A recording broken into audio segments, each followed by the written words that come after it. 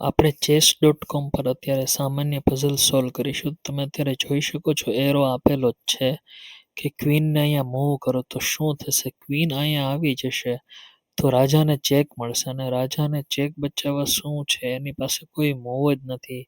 આ ત્રણેય પવન એમને બ્લોક કર્યા છે. અહીંયા કોઈ એક મૂવ આવે એમ છે, આ રૂક અહીંયા આવશે તો આપણે જોઈએ શું થાય છે. તો ક્વીનને આપણે અહીંયા મૂવ કરી, રૂક આવ્યો બચાવવા, પરંતુ હવે ક્વીન એ રૂકને પણ મારી નાખશે. તો પઝલ સોલ્વ થઈ ગઈ, ચેકમેટ થઈ ગયો, બરોબર છે. હવે બીજી પઝલ સોલ્વ કરીશું આપણે, સિમ્પલ પઝલ. તો આમાં પણ એવું જ છે, આપણે રૂકથી ચેક આપશું તો કિંગ અહીંયા આવી શકે એમ છે, પરંતુ અહીંયા પોન એમને મારી નાખશે. તો જોઈએ શું થાય છે. ફરી ચેક આપ્યો અને રૂક વચ્ચે આવી ગયો બ્લોકેડ કરવા, પરંતુ આપણે રૂકને મારી નાખશું તો ફરીથી રાજા ચેકમેટ થઈ ગયો છે, બરોબર છે. એના પછીની પઝલ આપણે જોઈશું.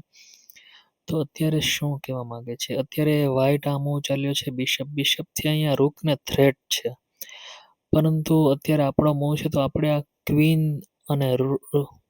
અને રૂક, જ્યારે ક્વીનની પાછળ આવી રીતે પીસ હોય છે એનો મતલબ ક્વીનને સપોર્ટ છે, અને આવા સપોર્ટને બેટરી કહેવામાં આવે છે.